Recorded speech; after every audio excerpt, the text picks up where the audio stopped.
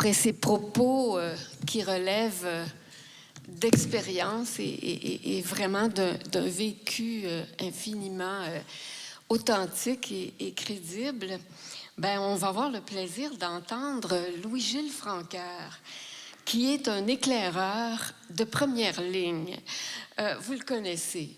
Louis-Gilles Francaire est un journaliste d'expérience qui a eu la responsabilité de la couverture environnementale au Devoir de 82 à 2012, pendant 30 ans, avant d'être nommé vice-président du Bureau d'audience publique sur l'environnement de 2012 à 2017. En 2018, il a rédigé la préface d'un ouvrage extrêmement intéressant, le Guide citoyen du droit de l'environnement, signé par Jean Barry, chez Éco-Société, hein, si ma mémoire est bonne. Alors, absolument à lire. Et dans cette préface-là, ben, Louis-Gilles Francaire invite justement les citoyens à s'approprier les outils légaux qui, malheureusement, ne sont pas suffisamment connus parce qu'on y trouve des leviers très importants pour les luttes citoyennes. Alors, en 2002, Louis-Gilles Francaire a publié l'ouvrage « La caution verte », où il dénonce le désengagement de l'État québécois en environnement. C'est à lire absolument. Je l'ai lu d'un couvert à l'autre et à noter presque à chaque page. Alors, en fait, ça présente une histoire politique de l'environnement au Québec et ça fait le point sur les enjeux actuels. Donc, je répète, la caution verte, ce qu'est devenu finalement le ministère de l'Environnement. Alors, il nous présente une conférence qui s'intitule « L'éolien vers une prise en charge collective du vent ».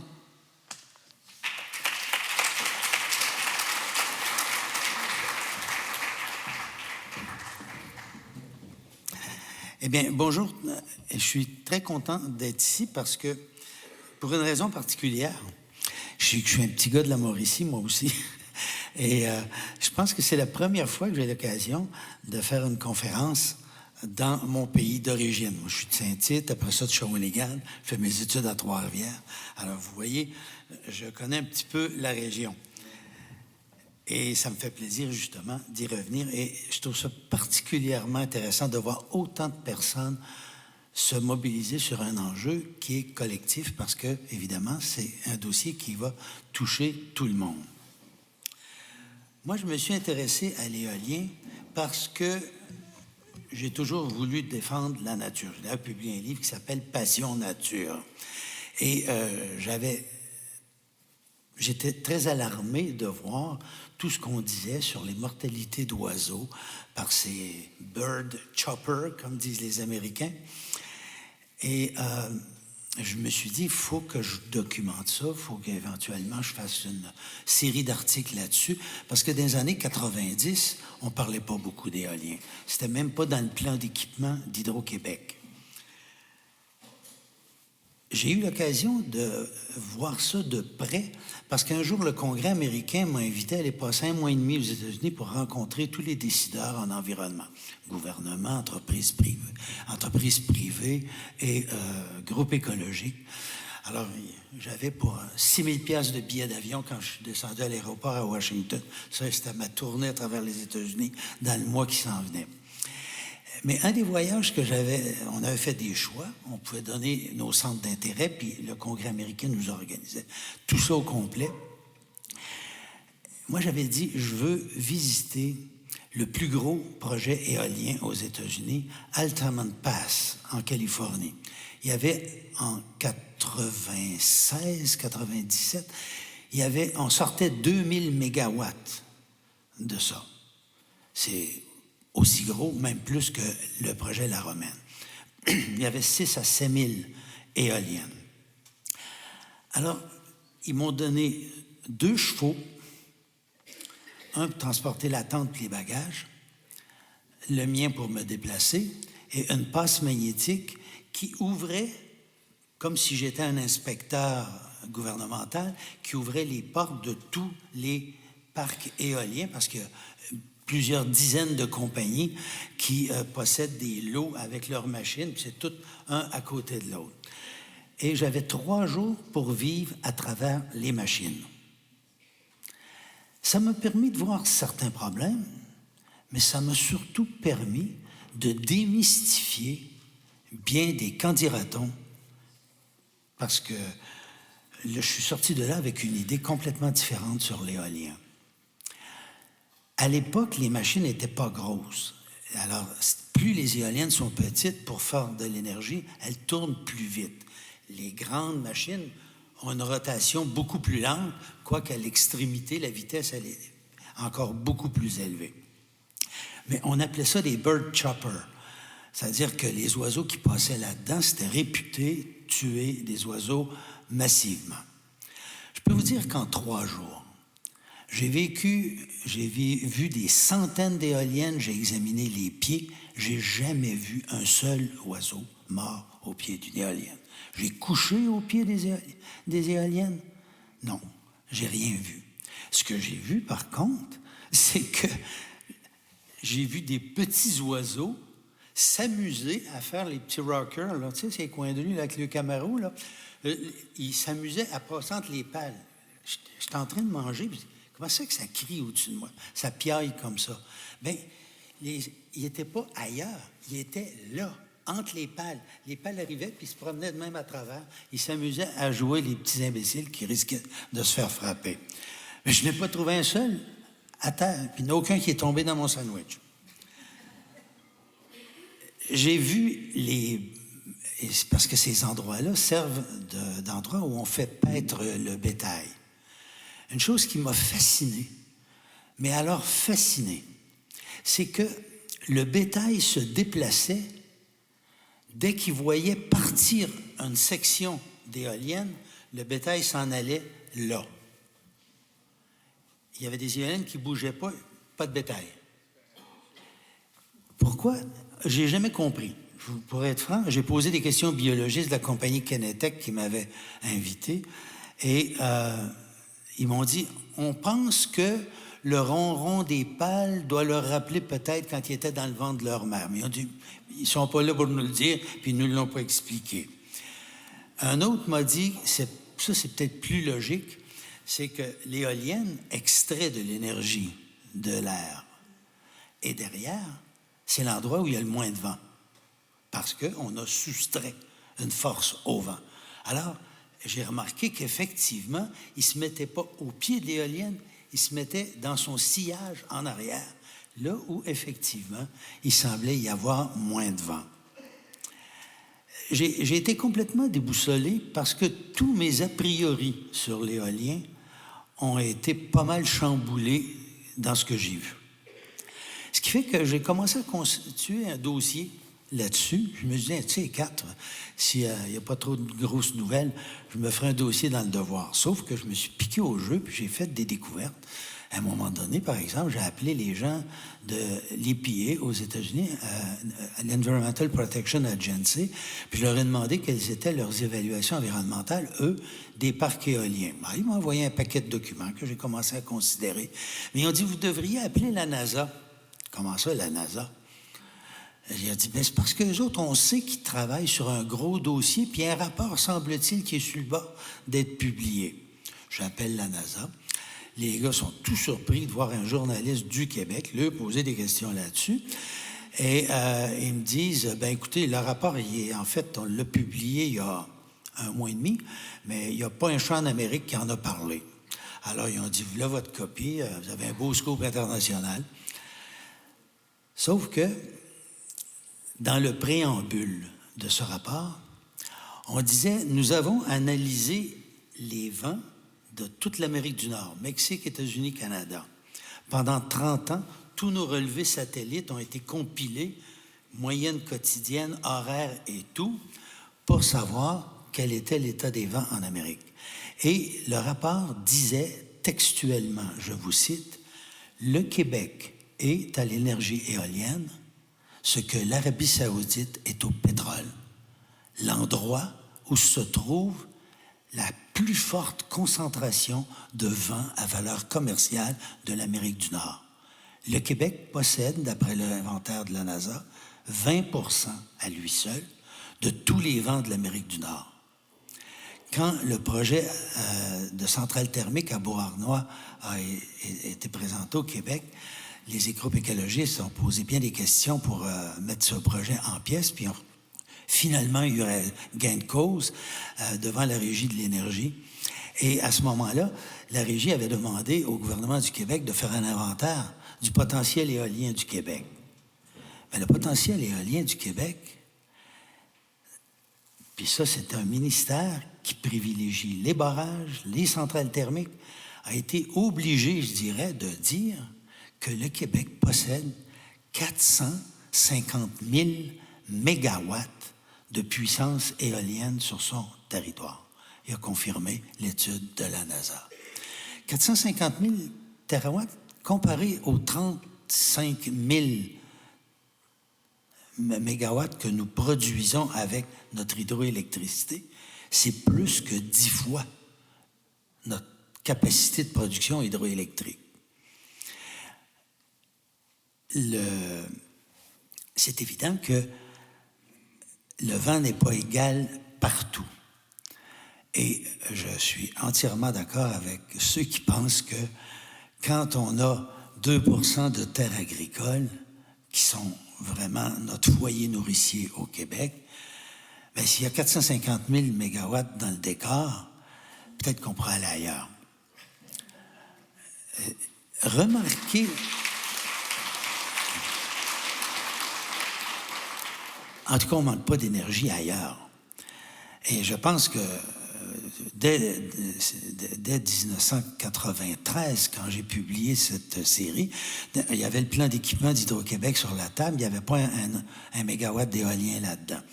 Mais la commission parlementaire qui se penchait sur le plan d'équipement d'Hydro-Québec a été tellement saisie par la série de 6 articles que j'avais faits sur l'éolien. Le Devoir avait publié ça en page 1 au coton, là. On poussait... La commission parlementaire a dit il faut qu'on se mette là-dessus et qu'on regarde. Et c'était le début du parc, du débat sur l'éolien au Québec. Et la commission parlementaire a dit il faudrait qu'on ait un premier.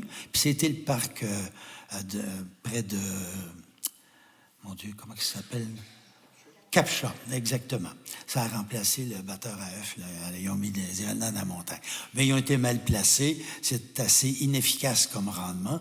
Mais ça finit par quand même... c'était le début.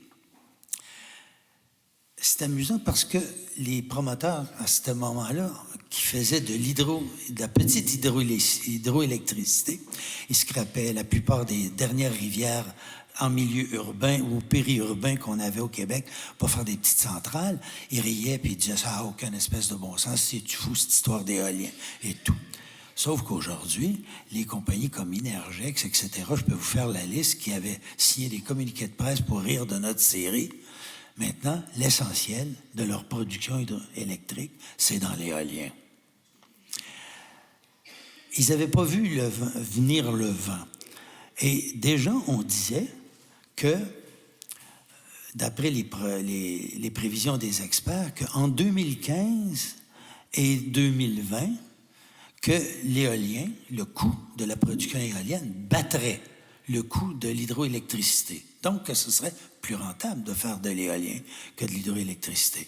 J'ai eu le privilège, en présidant la commission d'enquête du BAP sur le projet Nicolas Rioux, près de Trois-Pistoles, de réaliser que ce projet a été le premier projet au Québec en 2016 qui a effectivement battu les coûts de l'hydroélectricité. Je me rappelle qu'Hydro-Québec, avec son monteur en chef, avait émis un communiqué en disant que ça serait impossible avant 2050. Moi, j'avais écrit 2015-2020, ça s'est avéré. J'ai été, par contre, surpris de voir comment ce dossier questionne les citoyens. Par exemple, j'ai parlé avec des citoyens dans plusieurs pays que j'ai eu l'occasion de visiter lors de reportages. Mais un des témoignages que j'ai eu qui a été le plus fort, c'était de 3 agriculteurs allemands qui m'expliquaient, parce que je trouvais que l'éolienne était pas mal proche de la maison. Enfin, ils l'avaient mis à peu près à 450 mètres. Là. On l'entendait de la maison, là, wouch, wouch, là, c'était assez clair.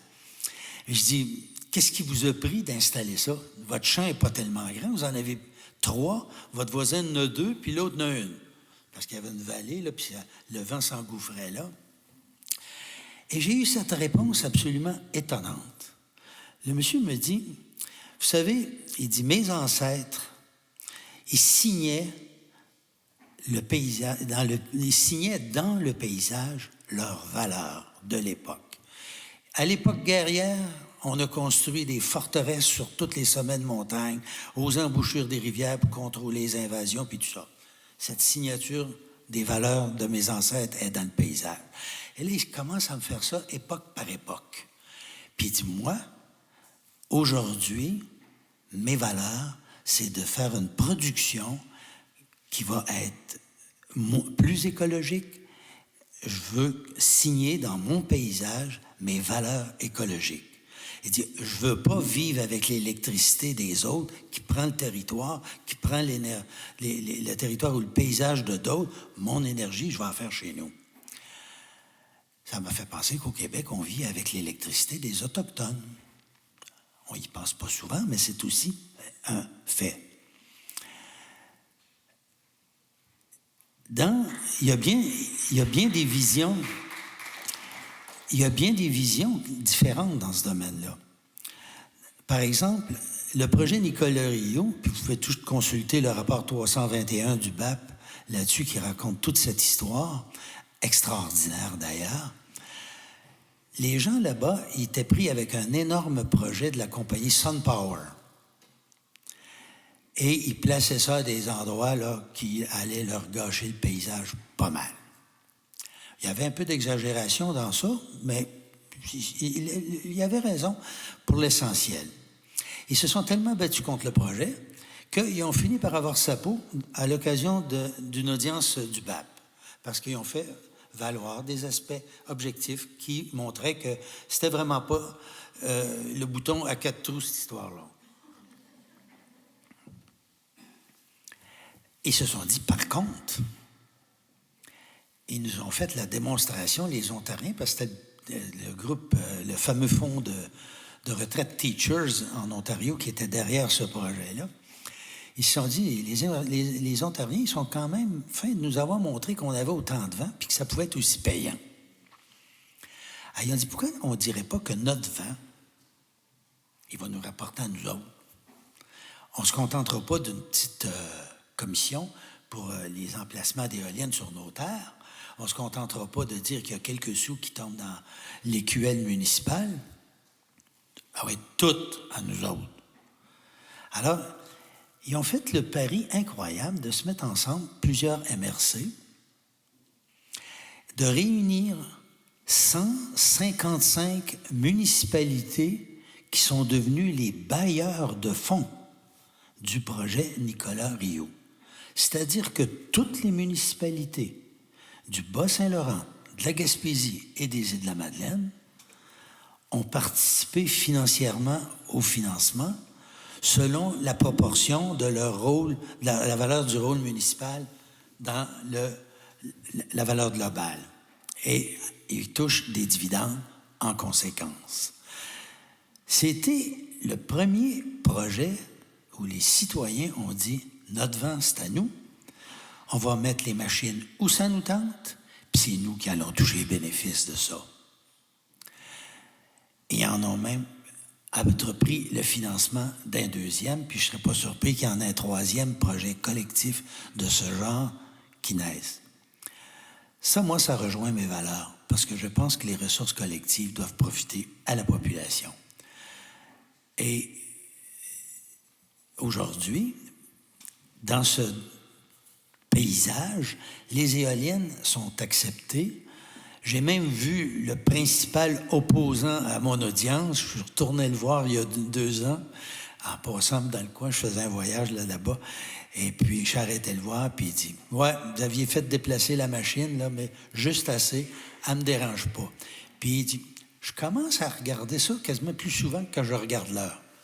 Je la regarde, ah tiens, il y a plus de vent matin. Ah, mais je n'avais pas remarqué. » Elle dit, « C'est quasiment devenu mon baromètre maison. Je le vois de la cuisine, puis ça me dit ce qu'il faut. » Et ce qui est aussi intéressant, c'est que la MRC avait situé le parc éolien en question, puis il y avait des machines 135.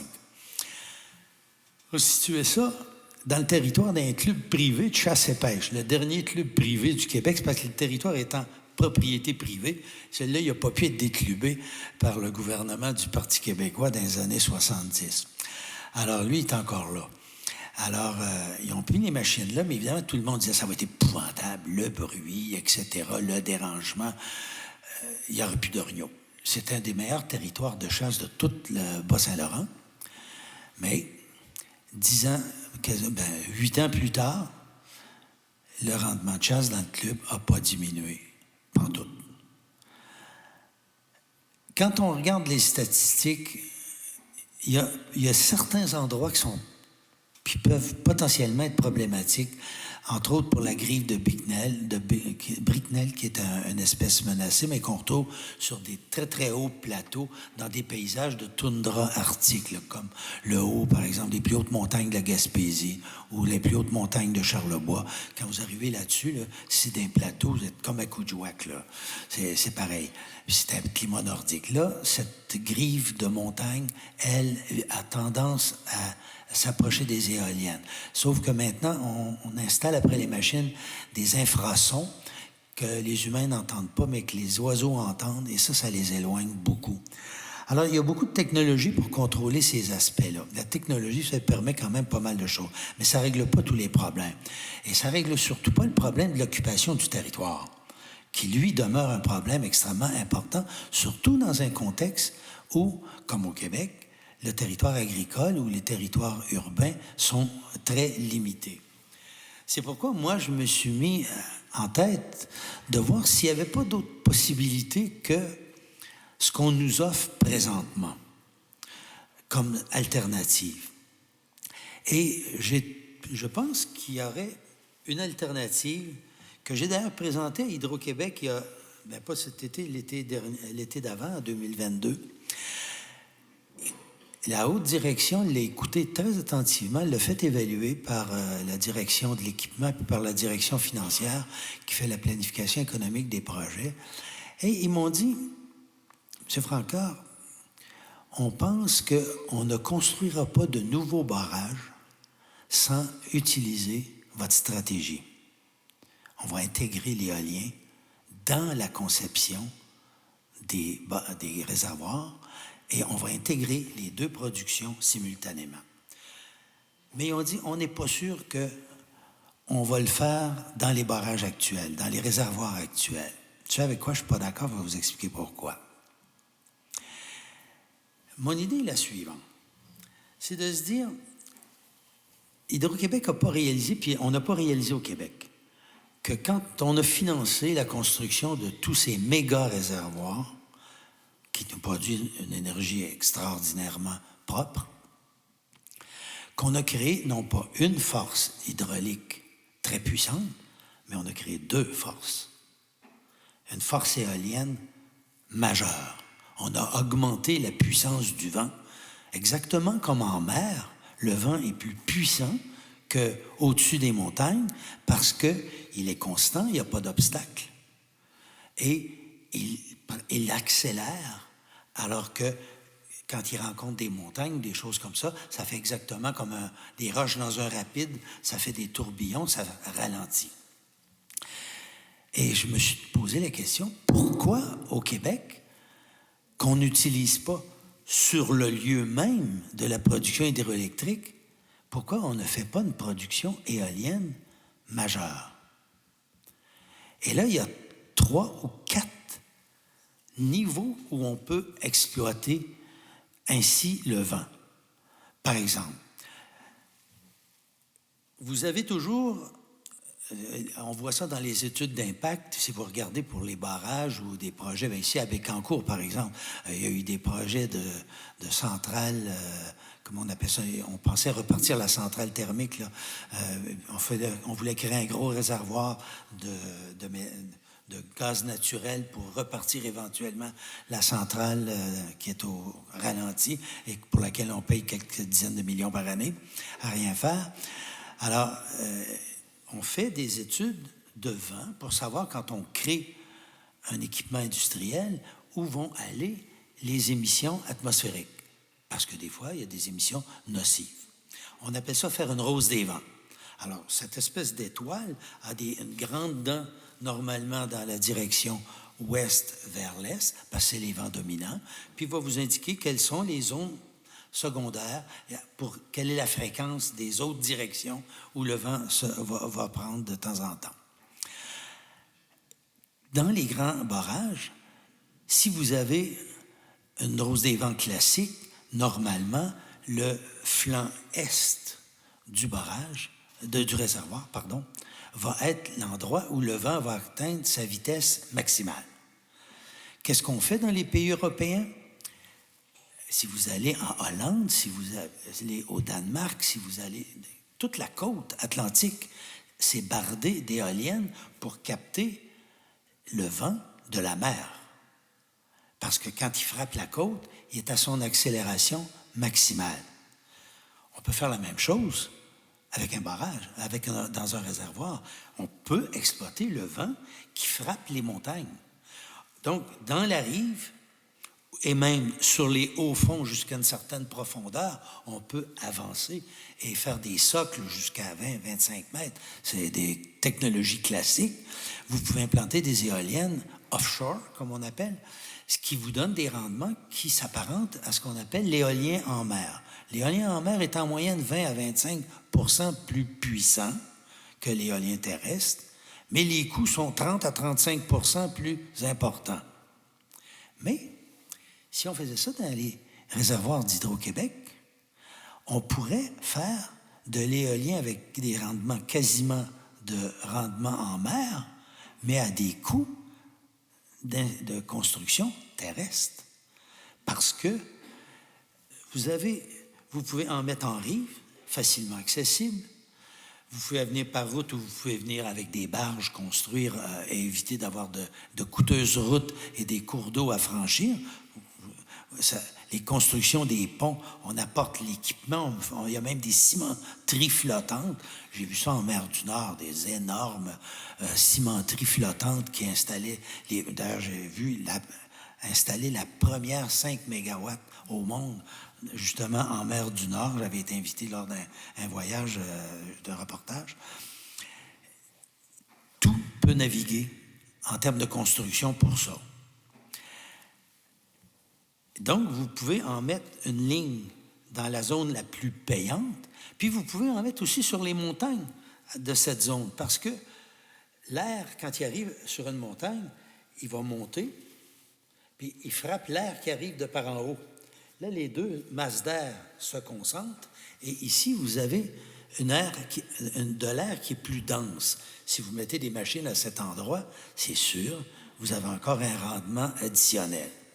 Alors là, on est rendu à 3 couches d'éoliennes qui peuvent être attachées directement à la centrale. Vous n'avez pas besoin d'avoir des systèmes de transformation là, à côté de votre parc éolien. Vous amenez les câbles directement à la centrale où on turbine l'eau, et puis vous pouvez traiter cette électricité puis l'envoyer vers les centres urbains.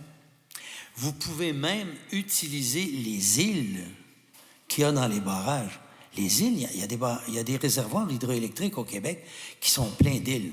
Moi, je me suis déjà perdu sur le réservoir Gouin. Une fois que j'étais allé à la pêche, je m'étais aventuré un peu trop loin. Je vais vous dire une chose, j'ai joué de la boussole pendant quelques heures pour retrouver mon chemin, parce qu'il y a des îles partout. C'est un labyrinthe absolument fabuleux. Mais dans ce réservoir-là, ces petites îles qui ne dépassent pas de beaucoup offrent un potentiel éolien incroyable qui ne dérange pas grand monde. Puis, en plus de ça, moi, c'est ce que je dis à Hydro-Québec, non seulement vous pouvez déjà tout faire ça dans les réservoirs existants, mais vous pouvez en plus, quand vous devez rénover des centrales, et là, Hydro-Québec est en train d'amorcer un plan de rénovation des centrales, parce qu'on a beaucoup de centrales hydroélectriques au Québec qui dépassent les 50-60 ans. Et là, on se dit, si on change les turbines, des modèles plus modernes, on va gagner 10-15 %. M. Pinault vous en a parlé dans sa conférence. Et ça, c'est des gains énergétiques intéressants pour Hydro-Québec parce qu'il se dit, j'ai tout l'équipement est en place, j'ai juste à changer mes turbines qui commencent à être un peu vieilles, puis j'ai un plus d'électricité. Mais c'est pareil pour l'éolien. L'éolien est capable de fournir une énergie supplémentaire qui va ajouter à la production du barrage. Mais je reviens à la rénovation de la centrale. Quand ils rénovent les turbines, qu'est-ce qu'ils font? Ils abaissent l'eau pour assécher. Et il n'y a pas de perte économique quand ils font ça, parce que pour abaisser l'eau, ils vont turbiner beaucoup plus que d'habitude. La moyenne des centrales hydroélectriques au Québec sont utilisées 60 % du temps. Mais quand vous voulez vider une centrale, vous produisez à 90 % du temps, puis pendant que vous utilisez plus d'eau ici, mais là-bas, il y en a d'autres qui emmagasinent de l'eau parce qu'on ne leur demande pas de travailler. Donc, il n'y a pas de perte pour Hydro quand il fait ça.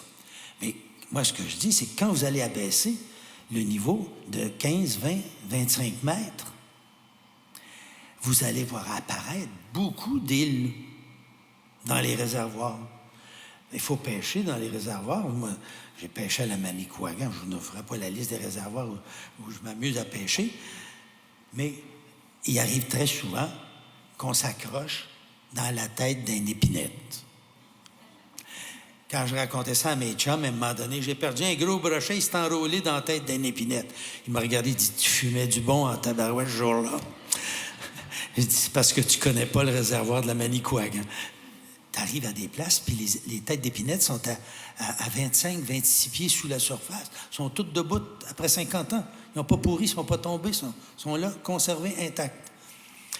Et ça veut dire que en abaissant, ces surfaces de montagnes qui apparaissent sont autant d'endroits où Hydro-Québec pourrait construire et installer des éoliennes à des coûts de construction terrestre pour obtenir, quand l'eau va remonter, l'équivalent d'un rendement d'éolien en mer. Donc, des gains énergétiques incroyables. Puis, ça permettrait aussi, pendant que le réservoir va continuer à remonter, lui, il ne produit pas là, parce qu'il n'y a pas assez d'eau.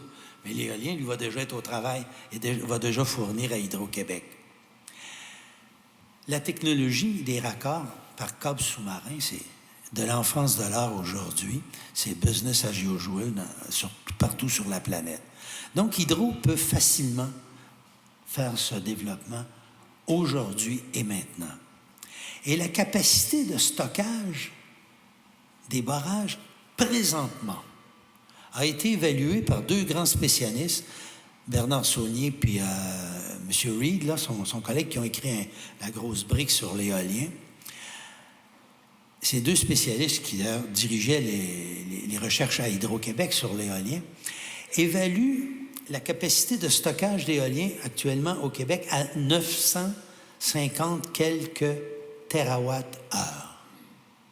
950 térawatts-heure. Vous avez entendu récemment un certain M. Fitzgibbon, dire que pour ses petits copains, là, il aimerait beaucoup qu'on ajoute un 100 térawatts-heure, puis pour ça, là, il envisage même des centrales nucléaires, des nouveaux barrages, etc. Mais ce 100 térawatts-heure, c'est 1/9 de la capacité de stockage des réservoirs actuellement d'Hydro-Québec. Tu peux pas stocker ça tout d'un coup. C'est un peu comme le réservoir de votre voiture. Vous avez, mettons qu'on prend une voiture, mettons qu'il y aurait un réservoir de 80 litres d'essence. Sa capacité annuelle de stockage d'énergie peut être de 2 000, 3 000, 4 000 litres d'essence. Parce que tu en mets 70, tu les brûles, tu en rajoutes 70, tu les brûles. La capacité de stockage des réservoirs, c'est comme ça. Tu emmagasines de l'eau parce que ton éolien passe, mais tu le relâches après. Tu le réutilises à d'autres moments où tu as besoin de la puissance. Donc, ça veut dire que ce in and out, pour parler en bon français, au total, permettrait de gérer 950 quelques terawatts par année et de donner une puissance additionnelle majeure. Et ça a un impact qui changerait la stratégie du Québec complètement en matière de protection de la biodiversité et de lutte au changement climatique. Pourquoi? Parce que c'est sûr que l'hydroélectricité qu'on produit, c'est beaucoup moins de gaz à effet de serre que du pétrole, du gaz naturel. Donc, c'est vraiment une énergie souhaitable, intéressante, à privilégier. Mais, vous avez, là, je viens de perdre le fil de ce que je voulais dire, je m'excuse. C'est ça. C'est que si vous faites du suréquipement de centrales, parce que si vous ajoutez un peu d'éolien en exploitant l'éolien dans un barrage ou à l'extérieur, dans le milieu terrestre, présentement, l'éolien est stocké dans les barrages. Quand un promoteur éolien dit « j'installe 130 mégawatts de puissance », il sait qu'il va avoir un facteur d'utilisation normalement de 35 %. Ça veut dire que, changeons les chiffres pour que ça soit plus simple. Mettons, un parc éolien d'une puissance de 100 mégawatts qui a un facteur d'utilisation de 35, ça veut dire que sur une base annuelle, il va livrer 35 000 mégawatts-heure, mais il va les livrer en dents de scie. Comme l'eau. L'eau, elle ne tombe pas en permanence. Pourquoi l'eau, on en tire une énergie constante? C'est parce qu'on la stocke. Le vent est aussi imprévisible que l'eau. Il n'y a pas de différence. La seule différence, c'est qu'on a appris à le stocker dans les barrages. C'est-à-dire, on laisse passer. Si le Québec, par exemple, a besoin de 20 000 mégawatts dans le moment, là, dans le milieu d'une journée comme aujourd'hui, c'est à peu près ça, 20 000 mégawatts. Si l'éolien en donne 4 000, bon, ben alors, on va fournir 16 000 avec l'hydro. Si ça monte plus, ben on joue avec les deux volets. Mais si dans un réservoir, vous avez prévu de turbiner tel volume annuellement d'eau, qu'est-ce qui va arriver? Si vous ajoutez de l'éolien, bien, vous allez devoir, à un moment donné, le turbiner. Donc, vous allez augmenter le facteur d'utilisation. Au lieu de faire travailler votre centrale 60 % du temps, elle va probablement travailler 80 % du temps. Parce que, d'une part, l'éolien, quand il est produit, on le passe, on complète avec l'eau, mais l'eau économisée par le passage de l'éolien, on peut la relâcher plus tard. Et ça, c'est purement de la gestion, c'est l'enfance de l'art. Si vous avez trop d'éolien, là, vous avez un problème. Pourquoi? Parce que votre facteur d'utilisation, vous pouvez le monter à 80, 85, mais à un moment donné, vous allez atteindre la limite de votre réseau. Et vous allez aussi atteindre la limite de vos équipements de production. Et là, vous ne voulez pas que ça déborde. Alors, qu'est-ce qu'on fait? On fait comme André Caillé a pensé dans les années 2000. Il dit, moi, ce que je vais faire, c'est qu'au lieu d'aller sur des nouveaux cours d'eau pour produire de l'électricité, ce qui est très coûteux, parce qu'il faut construire non seulement un barrage et une centrale, mais il faut aller faire des digues partout entre les montagnes pour garder l'eau tout le tour, avec des crêtes déversantes, etc. Bon. Tout ça coûte très cher. Et donc, il se disait, moi, ce que je vais faire, c'est que je vais prendre l'eau des cours d'eau voisins, je vais les dériver dans le bassin déjà exploité où j'ai un réservoir. Donc, je vais avoir plus d'eau pour les mêmes turbines. Et il a effectivement pu produire de l'électricité à un coût très inférieur. C'est pour ça que, par exemple, la rivière Sainte-Marguerite, le réservoir de la rivière Sainte-Marguerite accueille aujourd'hui l'eau des rivières Opécan et Carrel. C'est pour ça qu'à la baie James, la rivière Lagrande, on a détourné la East Main dans la rivière Lagrande et une partie de la Rupert, parce qu'on ajoute de l'eau aux mêmes turbines. Bon, mais comme je disais, il ne faut pas dépasser. Mais là, la possibilité, c'est vous ajouter à ce moment-là de nouvelles turbines à la centrale existante. 1, 2, 3 turbines, si vous avez un gros potentiel éolien. C'est sûr qu'à ce moment-là, ça va déborder parce que tout a été prévu pour la pluviométrie moyenne. Et là, si vous dépassez ça nettement, il va y avoir un problème. Alors, vous ajoutez des turbines dans un milieu qui est déjà artificialisé, qui est déjà aménagé. Au lieu d'aller faire des turbines sur des rivières vierges, et là, de détruire de la biodiversité. C'est là que faut qu'on règle le problème au Québec de la biodiversité. Parce que notre électricité, c'est une bonne recette contre les changements climatiques, mais c'est une très mauvaise recette pour la biodiversité, parce qu'on noie des territoires forestiers, on noie des écosystèmes extraordinaires, des savanes, des milieux humides de très grande productivité, tout ça pour seulement une production qui est intéressante, mais qui a des désavantages très sérieux. Si on procédait massivement au Québec à une optimisation des 2 formes d'énergie présentes dans nos grands réservoirs, il y a beaucoup d'endroits où on n'aurait pas d'affaire à aller planter des éoliennes parce qu'on aurait un sacré potentiel à exploiter. Mais il faudrait qu'Hydro-Québec l'étudie, ce potentiel. Il faudrait qu'il commence par se poser la question, est-ce que mes cartes bathymétriques ici me permettent de faire quelque chose? Il y a des réservoirs où c'est vraiment pas possible. En tout cas pour les îles.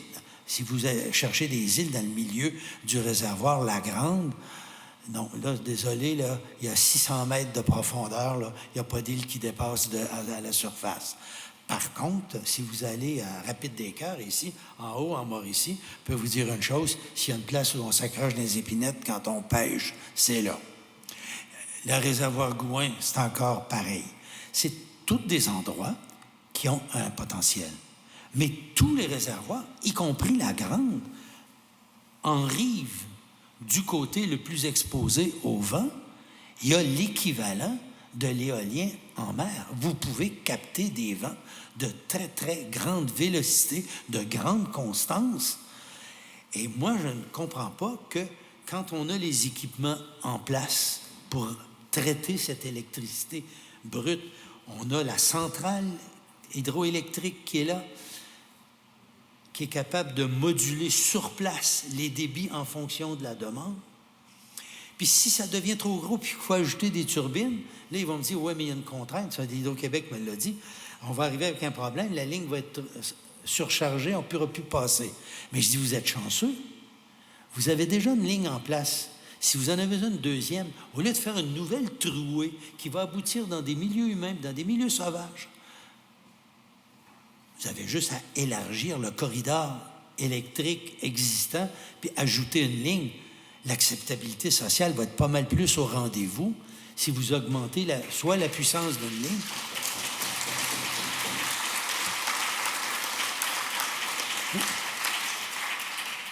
Alors, vous savez, je regarde tout ça, puis au plan économique, ce qui serait intéressant, les producteurs privés, ils disent à Hydro-Québec, là, parce qu'Hydro est entré dans la danse dernièrement, en disant, moi aussi, je propose de l'éolien, puis ils ont rapporté un appel d'offres de Hydro-Québec Distribution, puis les producteurs privés disent, tu nous fais une concurrence déloyale? Bien là, moi, je dis, fin de la concurrence déloyale, là, Hydro pourrait faire ça chez eux, dans ses barrages, fin de la récréation.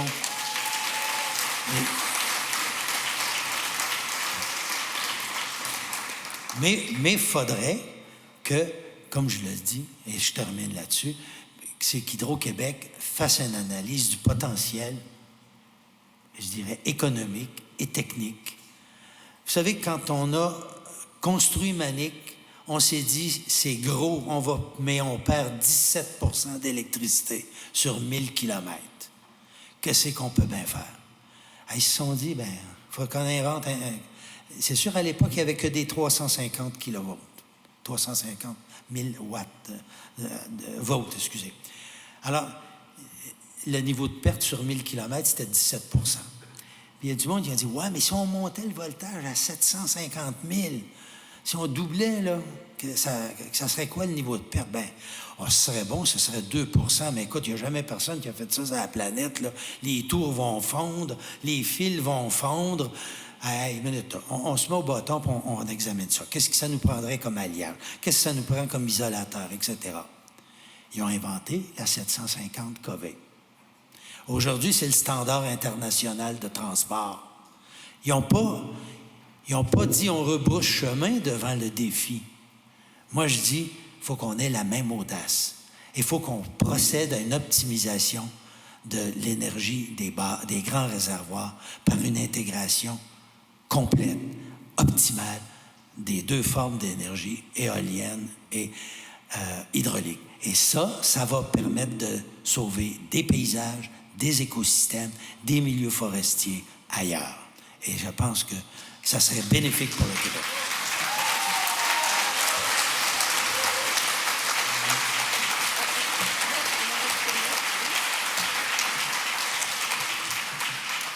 Alors, on va voter pour toi, Louis-Gilles. Et puis, en plus, tu as soulevé la question de la privatisation du vent, alors qu'on avait nationalisé notre hydroélectricité. Alors, c'est un enjeu important. On a le temps, un quart d'heure, pour un échange. Alors, j'ai vu une main levée. Alors, je vais vous apporter... est-ce qu'il y a un micro? Oui, ça s'en vient. OK, le micro s'en vient.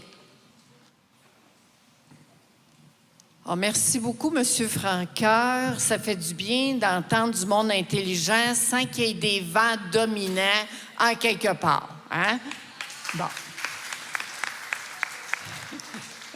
En fin de compte, il y a une question que je me pose. Je trouve ça intelligent là, de voir ça d'une autre vision. Je me suis posé la question, moi, sur les pauvres petits oiseaux. Là, vous avez hier dit qu'il était assez intelligent, que là, il ne se frappait pas, puis il n'y en avait pas qui mouraient avec les éoliennes. Est-ce que j'ai bien entendu? Ou quand vous êtes allé faire votre expédition aux États-Unis, vous n'avez pas vu d'oiseaux morts en quelque part? Est-ce que j'ai bien compris ou c'est dangereux pour nos petits oiseaux? Il y en a des mortalités d'oiseaux. Mais c'est pas, comment dire, dans notre société, c'est pas le principal problème. Il y a une analyse qui est faite aux 5 ans par une grande association ornithologique nord-américaine qui quantifie les sources de mortalité des oiseaux.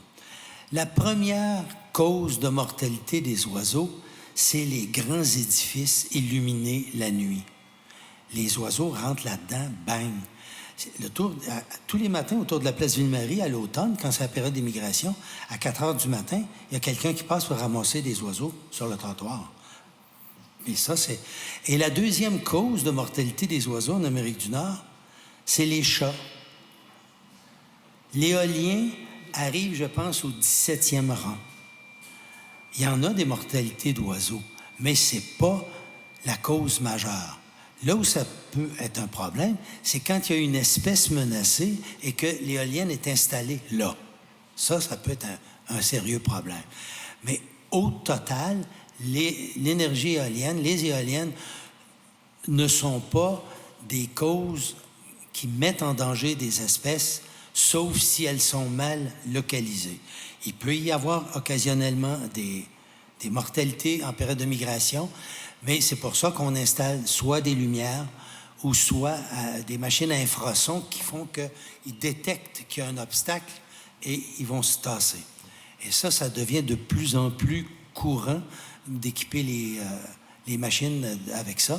Puis il y en a dans les plus grosses maintenant qui émettent d'ailleurs un infrason naturel, oui. Ce qui fait que les oiseaux, on voit les oiseaux éviter, au radar, là, ils voient les oiseaux éviter les parcs. Alors, on n'a pas dénombré au Québec de mortalité massive dans les suivis faits par le ministère de l'Environnement sur les projets éoliens. Il y en a occasionnellement, mais pas massive et continue.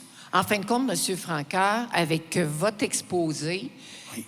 ça veut dire qu'il y aurait avantage à se concentrer sur les barrages déjà installés, à construire peut-être des éoliennes dans ce coin-là pour récupérer les énergies, puis laisser nos terres agricoles tranquilles, puis les sauver, puis sauver notre environnement.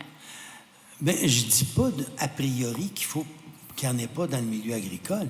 Si les gens, dans un milieu agricole donné, en veulent, je n'ai pas d'objection à ce qu'on le fasse. On peut minimiser, pas minimiser, on peut réduire les impacts le plus possible.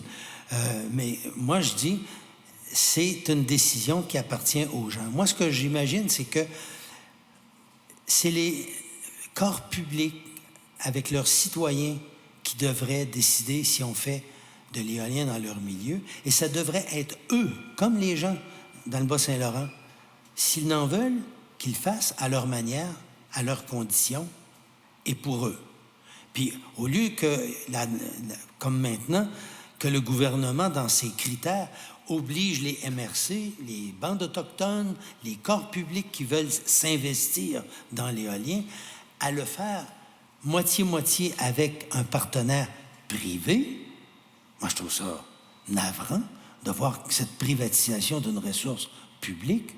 Ça devrait être le corps public et Hydro-Québec pour que la collectivité globale et la collectivité locale, s'ils le veulent, touchent la totalité des bénéfices, pas le privé. Le privé, lui,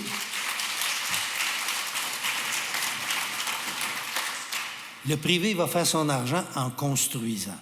Hydro-Québec, quand il a besoin de 10 000 travailleurs pour faire un barrage, eh bien, ils les embauchent pas sur une base permanente. Il fait un appel d'offres, le privé vient, et puis, bon, on loue les services, et voilà.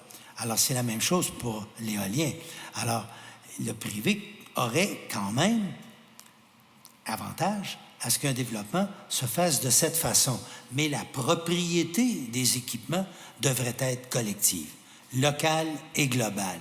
Parce que c'est la meilleure façon pour les citoyens de dire « je veux ça à mes conditions ou je n'en veux pas ». Et là, à ce moment-là, fin de la récréation pour les projets dont on ne veut pas. Puis les projets que les gens voudront, ça sera parce que c'est pour eux et que la collectivité en touchera les bénéfices.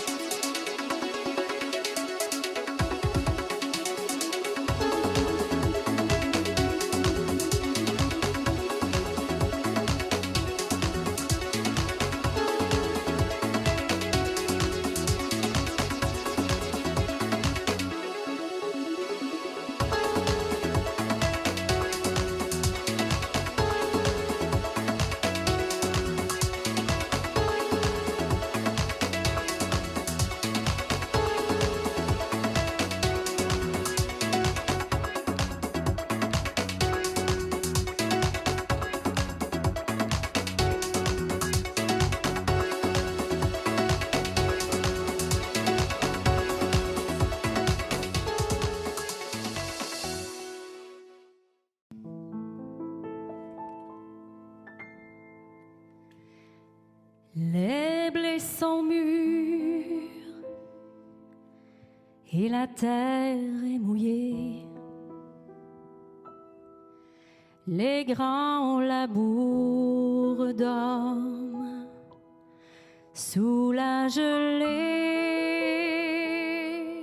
L'oiseau si beau hier s'est envolé. La porte est close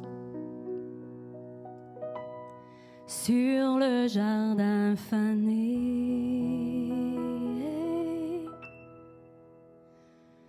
Comme un vieux râteau oublié, sous la neige, je vais hiverner.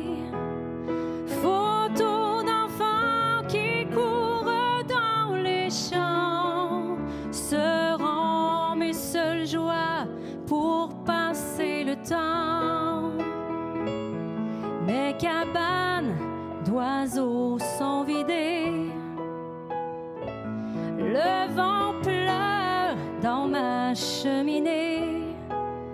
Mais dans mon cœur, je m'en vais composer l'hymne au printemps pour celui qui m'a quitté. Quand mon ami viendra par la rivière au mois de mai, après le dur hiver, je sortirai bras nus dans la lumière et lui dirai le salut de la terre.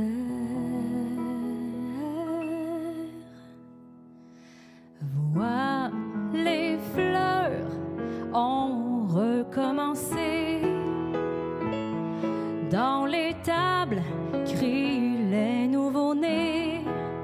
Viens voir la vieille barrière rouillée, endimanchée de toile d'araignée.